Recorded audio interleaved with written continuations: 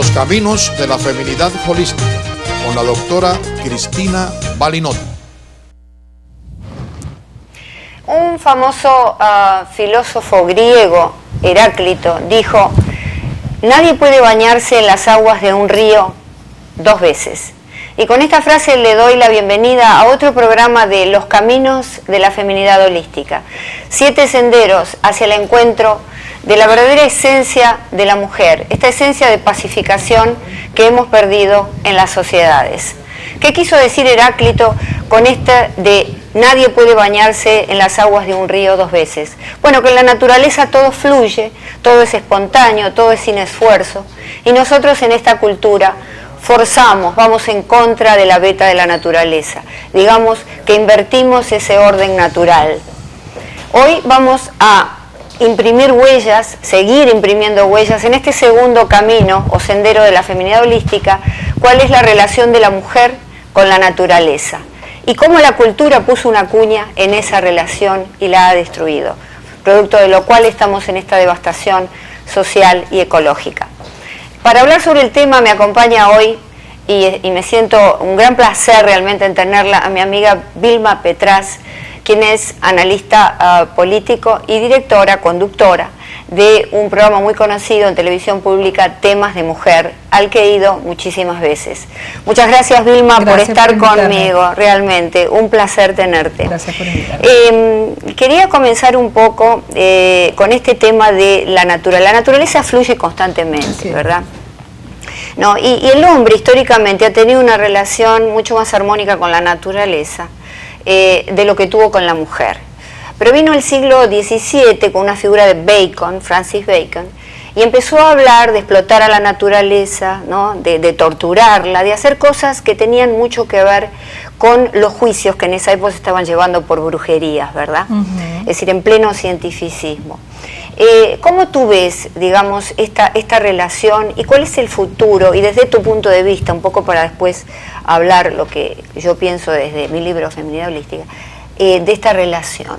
Bueno, mira, yo sí creo que uno podría decir que se trata de la forma en que el hombre se ha relacionado con la naturaleza, la que se ha roto. Y en la medida que nosotros no tenemos una relación sana con nuestro entorno, que se traduce también en la relación con el entorno humano. Finalmente nosotros somos parte de la misma ecología, ¿ok? El ecosistema también incluye a los seres humanos que interactúan entre sí dentro de un contexto, de un espacio, que es el espacio, digamos, ecológico. Lamentablemente yo creo que el hombre, como tú dices, desde el siglo XVII, sobre todo desde que se impuso esa visión racionalista del mundo, donde empezamos a dicotomizar nuestras relaciones, nuestra relación con la naturaleza, nuestra relación con nuestros hijos.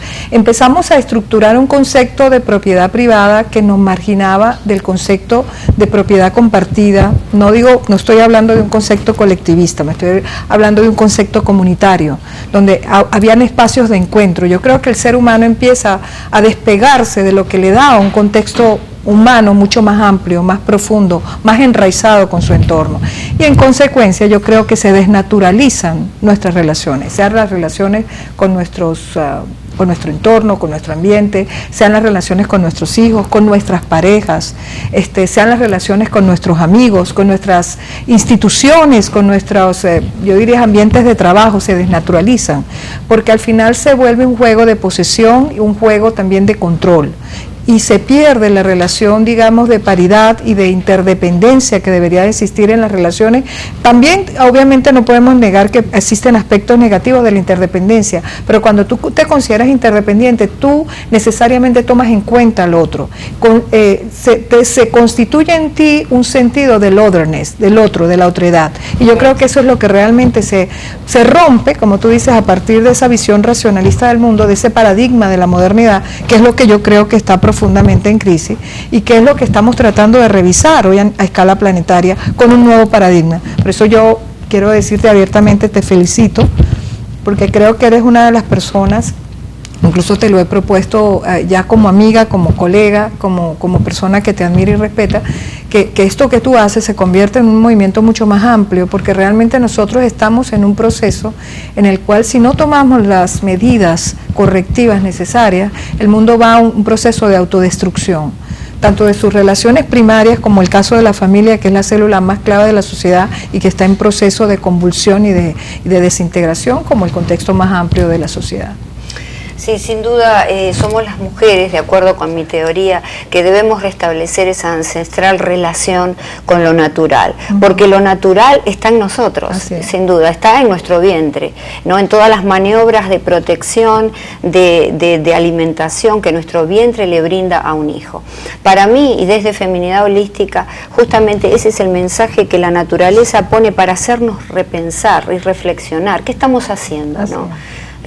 ¿En qué situación de agresión nos estamos colocando? Las propias mujeres hoy masculinizándonos. Y yo sí creo eso. Mira, una de las cosas que uno ha notado en sus relaciones, y tú los encuentras en las relaciones familiares, en las relaciones laborales, en la forma en que la mujer interactúa frente al mundo, en el cual cuando la mujer más se masculiniza, más se le considera exitosa. Cosa que me parece un error terrible. La mujer no puede desfeminizarse para ser exitosa. El éxito debe partir de tu propia esencia, de lo que tú eres, de lo que te hace ser exactamente un ser único.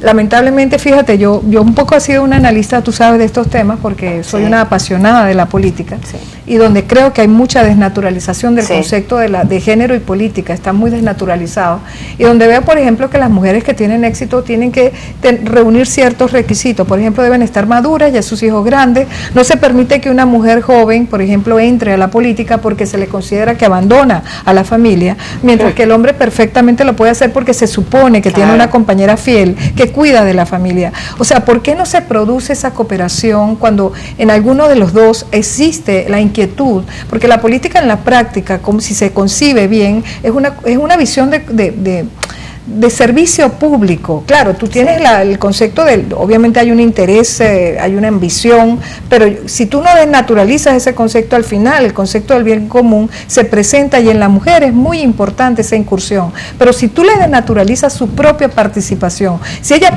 las condiciones para su entrada en ese proceso son desnaturalizadas, su gestión pública también va a ser desnaturalizada. Claro, yo pienso, junto que lo escribo en el libro, tú sabes que aquellos especialistas en el desarrollo de las naciones, ¿no? Dicen que, bueno, ellos ven el desarrollo de las naciones desde una suerte de triángulo, ¿no? Entonces el primer importante ángulo es la economía, ¿no? Con qué vamos a hacer, cómo distribuimos, cómo usamos el sobrante. El segundo es, digamos, la democracia, ¿no? La política. ¿Cómo hacemos para que la democracia prevalezca y evitar la entrada de las tiranías? Y el tercero, pero no el último, es la vigencia de valores culturales y de tradiciones que posibiliten a los economistas y a los políticos la toma de decisiones racionales. Entonces, ¿tú no crees que en realidad lo que hace falta es este cambio cultural? Porque la base de todo está en las tradiciones y en la cultura. En una cultura, ¿no?, que se ha olvidado de poner el límite y de poner el equilibrio. Una cultura del varón exclusivamente. Sí, que yo creo que ahí es lo que tú dices, como nosotros nos movemos con conceptos dicotómicos de la relación humana, esa cultura del varón es la que se impone, la cultura de la agresión, del predominio, del poder. Incluso tú lo ves en las relaciones laborales, como la figura, digamos, que ejerce el poder del jefe, es una figura opresiva, opresora, y que exige una cierta forma de obediencia, y creo que desnaturaliza también las relaciones laborales. Cuando lo que realmente se trata es de crear estructuras cooperativas. Mira, en algún momento yo recuerdo cuando los japoneses en los años 80, 70, 80 estaban hablando del concepto de calidad total. En realidad, claro, cuando uno habla de la palabra total se confunde con conceptos totalitarios. No, era el concepto de que finalmente nosotros somos parte de un engranaje y que por lo tanto los trabajadores tenían que trabajar de acuerdo a ciertas condiciones que les permitiera cooperar y ellos mismos ser evaluadores de su propio proceso productivo, que se les tomara en cuenta, es el paradigma de la participación. Exactamente. ¿Okay? Sí, que yo creo sí, que en general, muy incluso, importante. y tú lo ves que a nivel de la democracia ha habido, por ejemplo, una gran crítica a las formas representativas de democracia han venido siendo criticadas, lamentablemente para mal, porque entonces caemos en los otros, en los procesos plebiscitarios, que no tienen nada que ver con un perfeccionamiento del proceso democrático. Pero lo que te están exigiendo son ciudadanos más integrales, más comprometidos, más activos, que no sean simplemente unas personas que reciban las directrices de un gobierno y no hagan nada. Y lo mismo en el trabajo. Tú no puedes pretender que una estructura simplemente se mueva bajo las órdenes estrictas de un jefe que no toma en cuenta la opinión de sus trabajadores, que no toma en cuenta la opinión de las personas que forman esa institución. Claro, lo que pasa es que estamos en una sociedad misógina, ¿no? Como hablábamos vez pasada, una sociedad que rechaza todo lo que es femenino, ¿no? Y que ve el poder en términos de dominación y en términos de control. Lógicamente, por una cuestión de fuerza física, en el fondo de la historia, los hombres establecieron que eran los más fuertes. Y sin duda han logrado mucho, porque feminidad holística no es feminismo, ¿no? Es el término medio, ¿no? Es encontrar ese punto, porque el feminismo para mí, y lo establezco en el libro, es el nuevo masculino. Si no han hecho más que, a pesar que han luchado movimientos por la ecología, por el medio ambiente, lo han hecho desde una posición masculina, ¿no? Vamos a dominar. De hecho, te comento algo interesante, casi ninguna de las feministas se casó y tuvo hijos. Es decir, que lo que querían ellas es en efecto ser varones, ¿no? Cuando llegaron al poder, ¿dónde está el feminismo hoy en día, no? Es decir, está ya muy como borrado de la escena social, no con esta fuerza que tuvo. Sí, y yo creo que las propias mujeres estamos tratando de revisar eso desde hace mucho rato, porque yo, por ejemplo, no me rehúso a considerarme feminista. Yo me considero fundamentalmente mujer, promotora, yo diga proactiva del respeto a la mujer. Y yo creo que si uno simplemente asume que ser mujer es ser diferente al hombre, que somos complementarios, que en algunas cosas incluso es necesario inyectar un poco de feminidad en el hombre, y que nosotros no tenemos que ser masculinas, pero en algunas cosas para tener ciertos elementos decisionales podemos tener cierto tipo de esa parte que hace un poco aventurero al hombre, porque a veces a las mujeres nos falta ese sentido aventurero, de simplemente decir, mira, voy a romper con este paradigma y me voy a lanzar a algo nuevo. Entonces yo creo que al final somos figuras complementarias, no se deben en ningún momento, y eso quiero aclararlo a la gente que nos está escuchando, lo que se trata es de que los roles se difuminen de tal manera que se desaparezca el concepto del hombre y la mujer, no, sino que se complementen, Bueno.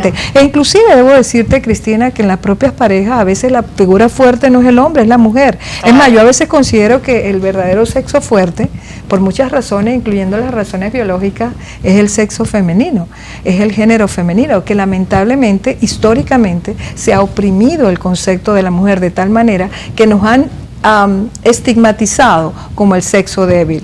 Claro, que no lo somos de ninguna manera. Fíjate que si vamos para Asia, ¿no?, en los conceptos asiáticos del yin-yang, la gente ve el yin-yang como una geometría, ¿viste? Ese círculo que de un lado está el yin, el principio femenino, el principio masculino, ¿no? Es una geometría estática, cuando en realidad es una geometría rotativa o rotacional. Quiere decir que un día está la mujer y otro el varón en un concepto de polaridad complementaria, que es, fíjate, el mundo, todos nosotros nos movemos por polaridades, noche, día, frío, calor, y la principal polaridad del universo es la polaridad varón-mujer, y esa es la que hemos detenido en el principio masculino. ¿Pero por qué la llamamos polaridad y no complementariedad? Porque la polaridad es justamente dos caras de una misma moneda, y ahí está. Lo que tú hablas es dualidad. Ya, yo sé, dualidad, la dualidad es otra cosa. Y polarización, que es otra cosa. Sí, tienes razón, tienes razón en eso. Pero lo que yo sí creo es que si nosotros nos vemos como criaturas complementarias, lo más probable es que podamos reconstruir también nuestras relaciones con nuestro entorno, con nuestra familia, con nuestros hijos, y no como una, porque yo a veces creo que uno de los grandes fracasos de la mujer exitosa, o del hombre exitoso, o del hombre que no acepta el éxito de la mujer, es que esa mujer no puede, para ser exitosa, pareciera que la ponen a escoger entre lograr el éxito y tener a su familia y tener a su esposo, y no debería ser. Mira, nos quedan 30 segundos y en 30 segundos necesito que concluyas. Bueno, mira, yo creo que si estamos en un cambio de paradigma, que como todo cambio de paradigma es un proceso doloroso, porque estamos redescubriendo y tal vez reinventando el concepto de lo humano, a partir de esa concepción donde, como tú dices, está bien, las polaridades y las complementariedades sean el símbolo que nos unifique y no que nos separe. Te agradezco muchísimo tu presencia y te espero en un próximo programa. Muchas gracias. Gracias por invitarme. Y a ustedes los espero luego del corte.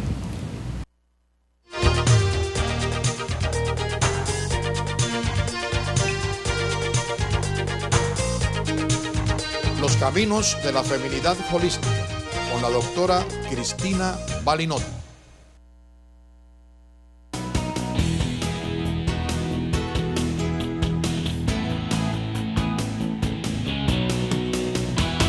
Bueno, mi nombre es Faustina Guzmán Trump. Soy la fundadora de Seattle Wealth Partners. Es una firma que se dedica a las inversiones de bienes y raíces y hotelería. Nuestro objetivo primordial es educar, crear confianza y seguridad en nuestros socios e inversionistas. Y esto lo hemos logrado con inversiones estables, de un riesgo mínimo, altas ganancias, ética moral, un buen servicio y sobre todo una clara y abierta comunicación con nuestros socios e inversionistas. Mi compañía ayuda a aquellas mujeres que quieran aprender a invertir desde su casa sin descuidar a sus hijos. De esta manera forjaremos un mundo mejor para todos. Cualquier información, acuda a los datos que están en pantalla y yo personalmente las atenderé. Gracias.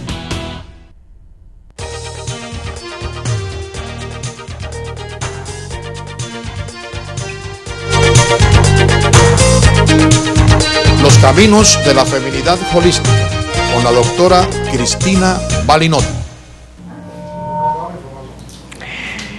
Bueno, ahora vamos a ir como siempre a las conclusiones en esta segunda parte, después de un diálogo sumamente fructífero con mi amiga, la académica venezolana Vilma Petraz.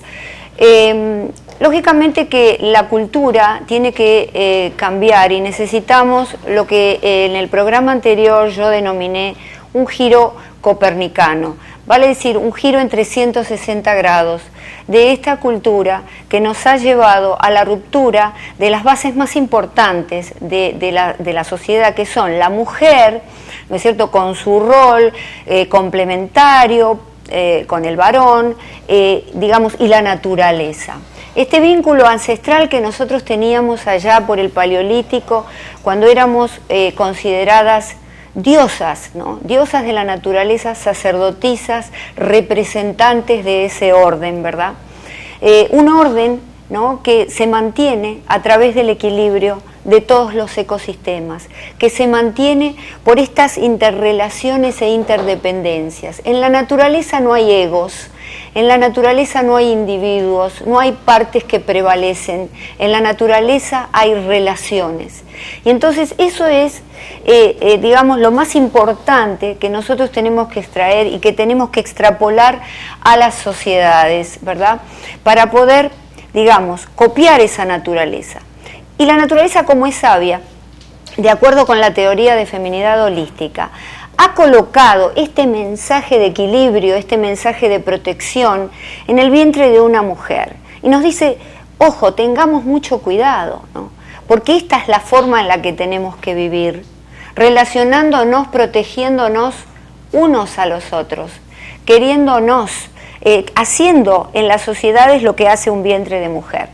Justamente en mi tercer libro, Feminidad Holística, el nuevo paradigma cultural, que es un libro que ya tiene 2 años, ¿no?, y que se ha vendido muy bien en las comunidades latinas alrededor del mundo, yo expongo esta nueva teoría. Una teoría que tiene que ver con la mujer como centro, como eje de la paz y el equilibrio ecológico en el mundo. Entonces, para que ustedes comprendan un poco de qué se trata, ¿no?, yo traje aquí muchas de ustedes sabrán lo que es esto, ¿no? Es una matrioshka o una madre rusa. Es decir, es interesante porque esto es lo que nos da el ejemplo de lo que significa la naturaleza como un gran organismo, ¿no?, que está incluyendo cada una de sus partes, ¿no? Nosotros, como seres humanos, por supuesto, también somos expresión de ese organismo, ¿no? Y entonces, fíjese que, ¿no?, nosotros vivimos en un mundo en el que creemos, ¿verdad?, que todas las partes están separadas, pero la realidad es que las partes no están separadas, sino que las partes, ¿no?, están interpenetradas. La interpenetración es un concepto asiático que la física cuántica ahora descubre, ¿no? ¿Qué es la interpenetración?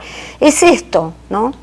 Digamos, nuestro organismo, un conjunto de átomos, forma moléculas, un conjunto de moléculas, forma células, conjunto de células tejidos, órganos, sistemas, y el conjunto de sistemas nos da, ¿no?, este cuerpo humano. No se termina allí este orden, ¿verdad? Este orden de interpenetración en el que nada queda suelto, que nada está afuera, porque este ser humano forma familia, las familias forman sociedades, las sociedades forman la cultura, y así podemos seguir en una especie de pirámide invertida cuyo eje fundamental tiene que ser una base sólida, ¿no es cierto? En lo que es el organismo humano son los átomos, ¿no?, los pequeños ladrillitos que constituyen la materia. Y en las sociedades somos las mujeres. Este orden, esta pirámide invertida que va generando toda esta interpenetración. Ahora, a nosotros, en la cultura, se nos ha dado por creer que podemos estar separados. Había una película de Mel Brooks hace muchos años que decía, paren el mundo que me quiero bajar. La realidad es que nosotros no nos podemos bajar, ¿no? Estamos en este mundo para quedarnos compartiendo con los demás, ¿cierto? Y la cultura ha querido copiar a la naturaleza, ¿no? Yo la llamo cultura fractal. Fractal viene del latín fractus, que quiere decir roto, irregular, ¿no? Y quiere decir que la cultura, copiando a la naturaleza, ¿no es cierto?, ha tratado de crear el mismo orden ascendente, pero lo hace de manera enfermiza, ¿no? Crea residuos tóxicos, crea violencia, crea agresión, todas estas cosas que no queremos, ¿no es cierto?, en nuestras sociedades.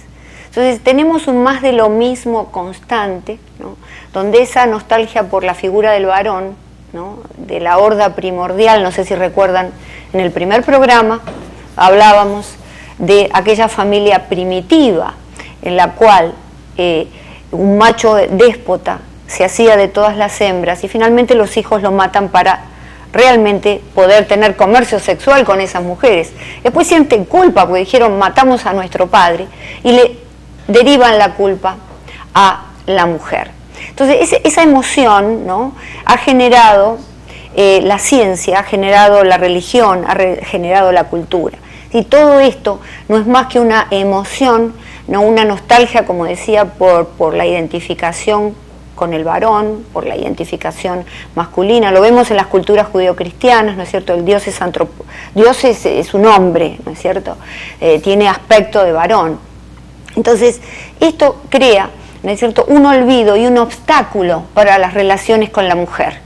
La mujer, nosotras, con nuestra sabiduría ancestral, con esta capacidad de curar, de amar, con esta capacidad de crear equilibrio, ¿no?, hemos sido relegadas, ¿no? Y entonces hemos sido relegadas a través de la fragmentación, ¿no?, y a través de la dominación. Ahora somos nosotras las que infligimos violencia, somos nosotras las que matamos a nuestros hijos, las que pegamos, las que golpeamos, hartas de tanta sumisión a lo largo de la historia. Ahora agredimos nosotras. La ejecutiva moderna que sale a trabajar y deja a sus hijos pudiendo estar con ellos es una mujer masculina. La mujer que se viste muy femeninamente, pero lo único que hace es insultar y tratar mal a todo el mundo, es una mujer masculina. La mujer que termina borracha en una discoteca es una mujer masculina. Vamos a calmar todo esto. Vamos a parar y repensar nuestra sexualidad y nuestro rol en la cultura en general, para tener un futuro, porque si no, el futuro va a estar muy lejos de nuestro alcance. Como siempre quiero dejarles con algún tipo de ejercicio, con algo que les sirva. Y hoy va a ser un ejercicio con el semejante. Es decir, yo quiero que salga usted, amiga que está escuchándome, ¿no?, y ayude a alguien, ayude a una mujer, ¿no?, para terminar con esta competencia descarnada que las mujeres entre nosotros tenemos. Salga a ayudar a una mujer, ábrale la puerta si está cargada con paquetes, déjela pasar con el auto, todas estas cosas que ya no hacemos porque competimos ferozmente entre nosotras. Esta cosa darwiniana que pareciera que prendió mucho más en nosotras, ¿no? Y aquellas mujeres que están sumidas todavía o dominadas, busquen ese nivel de pacificación, desarróllense, crean nuevas perspectivas para su vida, ¿verdad? La mujer femenina holística no es una mujer holosexual, porque este es el arquetipo, ¿no? Pero no es una mujer masculina y tampoco es una mujer subsumida, es una mujer que encuentra el término medio.